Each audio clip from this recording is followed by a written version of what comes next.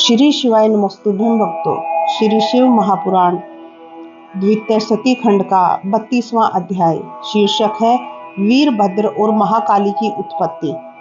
नारद जी बोले, हे ब्रह्मा जी, उस आकाशवाणी को सुनकर दक्ष तथा अन्य ने क्या किया, यह भी मुझे सुनाइए। ब्रह्मा जी ने कहा, उस वाणी को सुनकर सभी देवता और मुनि आश्चर्य करने लगे और शिवजी की माया से किसी के मुंह से एक शब्द भी नहीं निकला। इधर भृगु के मंत्रों से उत्पन्न भृगु गणों द्वारा भगाए गए शिव जी के गण शिव जी की शरण में गए और सती के शरीर त्याग आदि का सारा वृत्तांत कह करके सुनाया।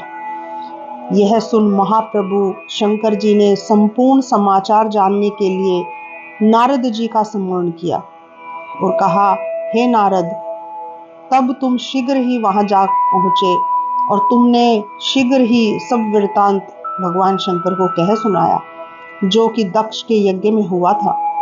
उसे सुनकर पराक्रमी शंकर जी के क्रोध का कोई अंत नहीं रहा। लोक संहारकारी शंकर ने अपनी एक जटा का बाल उखाड़ा, एक जटा को उखाड़ा और उसे एक पर्वत पर दे मारा, जिससे उसके दो खंड हो गए और महाप्रलय के समान एक भयंकर शब्द के साथ महाबलशाली वीरभद्र उत्पन्न हो गए। फिर जटा के दूसरे भाग से अत्यंत भयंकर और करोड़ों भूतों से घिरी हुई महाकाली उत्पन्न हुई। इस प्रकार दोनों ही अपने तेज से प्रज्वलित होने लगे। तदंतर महाबली वीरभद्र ने शिवजी को प्रणाम कर हाथ जोड़ करके निवेदन किया, हे प्रभु, मैं क्या करूं, मुझे शीघ्र ही आज्ञा दीजिए।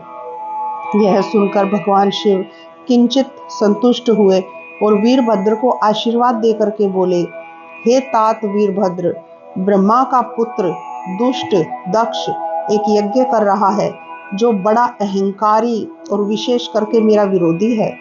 तुम जाकर उस यज्ञ का विध्वंस करो और देवता, यक्ष, गंधर्व जो कोई भी वहां हो उन सबको आज तुम भस्म कर डालो तथा ब्रह्मा, विष्णु, इंद्र, यम कोई भी बचने ना पावे।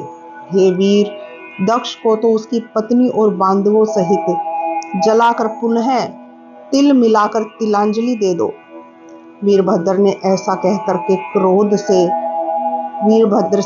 कहकर क्रोध से आंखें लाल किए भगवान शंकर मौन हो गए।